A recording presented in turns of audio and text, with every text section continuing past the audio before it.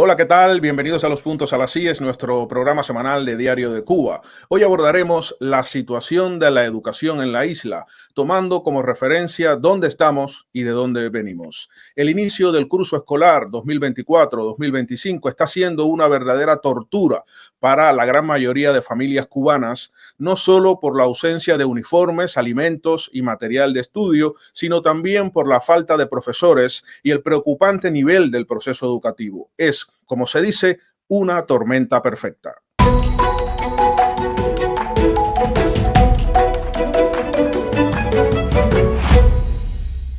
Hablaremos sobre la debacle de la educación en Cuba con Manuel Cuesta Amorúa, vicepresidente del Consejo para la Transición Democrática en Cuba, y Teresa Díaz Canals, doctora en Ciencias Filosóficas. Contaremos además con la participación especial de la académica Alina Bárbara López. Gracias a todos por acompañarnos y ya comenzamos Los Puntos a las IES.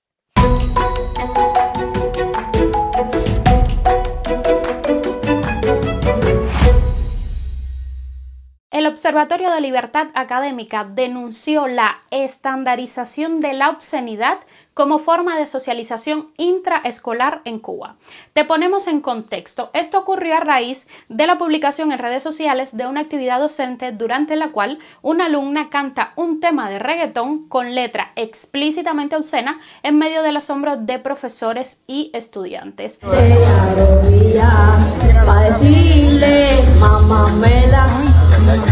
Mamamela, tú eres fuego, mira, la mano que te quema, te quema, o el mundo y el de tú eres fuego, Este asunto no es nuevo. Recordemos aquellas imágenes virales del 4 de abril de 2023 cuando niños de entre 6 y 8 años bailaban al ritmo de Manguera, un tema del cantante urbano Bebechito. Lo más alarmante de ese caso en particular fue que las profesoras instigaban a las hembras a inclinarse en poses lascivas mientras los varones se acercaban por detrás en amago de relaciones sexuales. Miguel Díaz-Canel tuvo que reconocer en su último podcast de propaganda que hay mala educación en Cuba. En este curso debemos recuperar hábitos de cortesía que hemos perdido, que se han dañado, porque no hay nada más ajeno a la revolución que la mala educación, que la pérdida de valores que lastra desde nuestras relaciones personales en la colectividad en todos los ámbitos de la vida. Y que es la primera causa muchas veces de malestar, de ese malestar que nos causamos unos a otros en la cotidianidad, cuando no somos capaces de poner el interés colectivo por encima del interés personal. En el mismo espacio puso en evidencia la prioridad que dará el régimen en este periodo a la radicalización del adoctrinamiento de los cubanos en edad escolar, que ahora presenta bajo el término de descolonización. Manuel Cuesta Amorúa, cada año se dice que la escuela cubana está peor. Si tomamos en cuenta la situación del inicio de curso, ¿es posible que pueda ser aún peor? ¿Qué está sucediendo realmente este año? Sí, es posible que pueda ser peor. Están sucediendo muchas cosas. La palabra, el concepto de tormenta perfecta es muy bueno para describir este asunto como metáfora. Y creo que lo que pasa concretamente es que a todos los niveles que tienen que ver con el sistema de educación, desde lo que necesitan las familias para llevar a sus hijos a la escuela, desde la infraestructura, es decir, lo que hace falta para que una escuela esté bien, aulas, asientos. De llorar nada más de saber que mi hijo va a estudiar aquí, que cuando nada más caiga el primer palo de agua, miren ese techo, miren ese piso. Yo no te voy a grabar a ti, profe, no te voy a grabar a ti. Miren qué condiciones más lindas van a empezar esos niños, un cuarto grado y todos los demás aulas como están igual. Miren, esta es la revolución, esto es lo lindo que tiene la revolución. Mira. Ay, Dios mío, déjame apretarme la boca para no seguir. Miren esto, pena, da pena, esto da pena, mira. La revolución avanza Y les duele, a los niños les duele. Miren los avances de la revolución en Cuba, miren estas cosas, miren. Mesa, pizarra, desde las necesidades materiales, desde los uniformes para los niños, todo eso está quebrado, junto al mismo plan de estudio y a los niveles de improvisación que tiene el Ministerio de Educación para tratar de enfrentar los grandes problemas y los obstáculos que surgen ahora mismo al inicio del curso. Por ejemplo, como no tienen los materiales, se inventaron una supuesta campaña de trabajo en el campo para que los estudiantes fueran. De hecho, utilizaron el mismo concepto anterior. Evidentemente, lo que generó fue protesta de muchas familias. Después aliviaron el concepto, empezaron a hablar de trabajo comunitario, trabajo en las escuelas, pero esto responde a una improvisación justo por el hecho de que no tenían materiales ni maestros en muchas escuelas para empezar el curso. De modo que empezó demasiado, si en el pasado era cojo, ahora empezó este curso sin las dos piernas necesarias para que la educación enrumbe por un buen camino y, bueno, los estudiantes de alguna manera puedan afrontar las necesidades del aprendizaje, del conocimiento, en las condiciones mínimas necesarias para que esto sea. Doctora Teresa Díaz, ¿no parece posible desvincular la situación de la educación cubana con la grave crisis económica, política y social que vive el país? Yo voy a empezar con una línea que escribió José Martí en el año 1875. Resulta que él escribió lo siguiente. En 3 líneas escribió una frase muy interesante y muy importante, yo creo que vital para la actualidad cubana, que dice: el secreto de nuestro porvenir está en la escuela. Esas líneas él las tituló de la siguiente manera: luz más luz. Esas palabras no son de él, luz más luz, son de Goethe. Cuando se estaba muriendo, pronunció esas palabras, luz más luz, que quiere decir, lógicamente, cómo el conocimiento es importante hasta el día de la muerte. Es el mensaje que dio Goethe. Y cómo Martí utilizó esa frase para hablar del secreto del porvenir que sería precisamente la escuela. Y por ahí nosotros, además de toda la situación que muy bien describió Cuesta Morúa, es importante, y él mencionaba la falta de maestros, además de la situación caótica y deprimente de las escuelas cubanas en estos momentos. Por ejemplo, en Línea y G existía hace años una secundaria que se nombraba mucho, por lo menos en mi época, cuando era más joven, la oía mencionar mucho. Incluso trabajó una hermana mía ya fallecida en esa escuela por muchos años, en la Carlos J. Finley. Se derrumbó. Incluso sé de una escuela donde citaron a los padres de los estudiantes de las aulas que estaban en mal estado para quitarle los posibles desprendimientos antes de que los niños se pusieran ahí a recibir las clases. Entonces pienso que con esta idea de Martí, de darle importancia vital a la escuela como fundamento tremendo para hacer desarrollar un país de manera normal, de manera adecuada. Pienso que si en el curso pasado existían un déficit de profesores de 17,000 maestros, que en la actualidad, en el curso presente, y son datos oficiales, no los estamos inventando nosotros, faltan 24,000 maestros. Yo creo que es de una crisis total y una crisis absoluta. Eso lo advirtió hace mucho tiempo, hace muchos años, el siglo pasado, Enrique José Varona, cuando dijo que no se debía improvisar a los maestros, sino preparar y formar buenos maestros.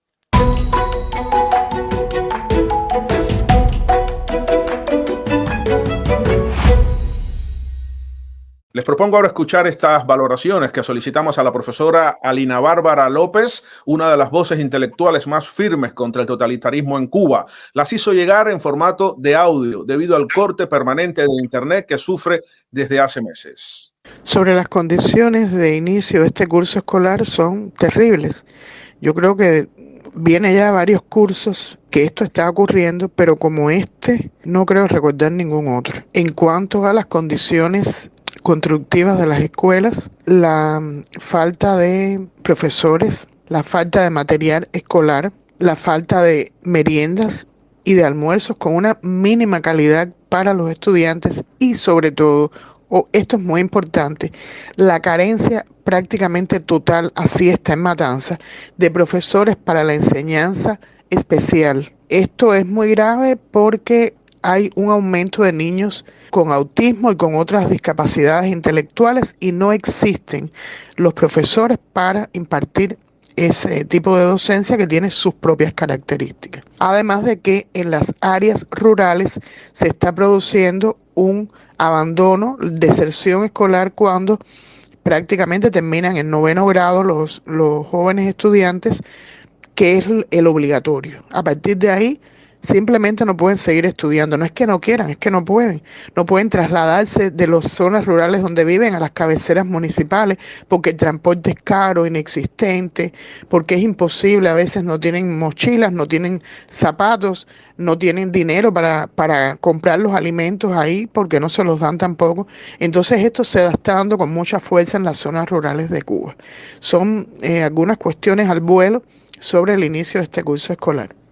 Cuesta Morú, aquí hay un tema polémico sobre cuándo dio inicio la hecatombe de la educación cubana. A pesar del adoctrinamiento y encierro presentes desde los años 60 en nuestro país, ¿por qué mucha gente lo ubica en los años 90? Bueno, porque los años 90 fueron los años en que apareció con absoluta claridad la crisis, digamos, que ha habido o que se escondía en el país detrás de los subsidios soviéticos. Ya desde finales, yo estaba en esa época en la Universidad de La Habana, trabajando también en el Museo de la Ciudad, y ya en esa época, 80 y tanto, se comenzaba a hablar de cierta crisis en el sistema de educación, fundamentalmente basada en dos cosas. Primero, en que muchos profesores emigraban hacia otras profesiones, y segundo, en que aparecía la carencia de materiales para poder garantizar que en los cursos los muchachos, los niños tuvieran libros, etc. Yo recuerdo haber trabajado en educación también, dando clases alrededor del año 87, y ya esa crisis se veía venir ahí. Pero en los años 90 fue la implosión de todo lo que tenía que ver con los sectores más sensibles, sobre todo los sectores que dependían no de la creación de riqueza, de la producción, sino que eran sectores puramente de servicio. Sí, uno de los que recibe recursos, no crea recursos del sistema justamente de educación. Por eso en los años 90 comenzó a fracturarse. De hecho, hubo un intento, siempre recordamos, hubo un intento del entonces presidente de Cuba, Fidel Castro, hubo un intento de prestarle mucha más subvención a la educación, quitándosela a otros sectores, porque era uno o es uno de los emblemas que utiliza el gobierno cubano para hablar de las bondades de la revolución cubana. Pero ni aún así se pudo lograr. Por eso marcar una época está bien, marcar una fecha exacta es más complicado, porque es un proceso acumulativo de destrucción, degradación de la educación que no ha parado y ha llegado a, vamos a llamarle, a los fondos, a los pozos a los que ha llegado justamente ahora.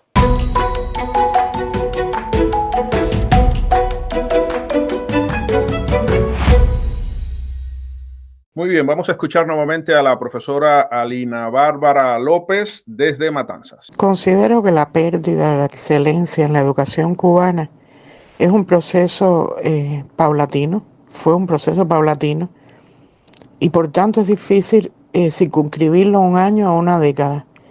Pero me voy a atrever a citar dos momentos importantes en ese desmontaje del modelo educativo pedagógico cubano.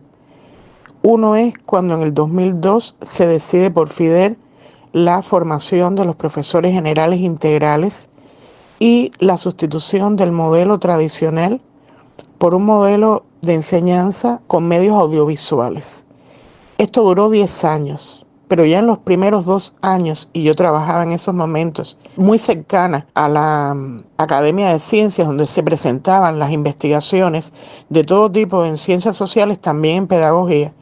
Yo estaba vinculada a ese grupo de expertos de las ciencias sociales y se empezaron a hacer investigaciones que demostraban que los alumnos no aprendían, sobre todo en 2 asignaturas, español y matemáticas, con énfasis en matemáticas. Sin embargo, se engavetaron esos trabajos porque se consideró que eso era un sueño del comandante que no se podía objetar.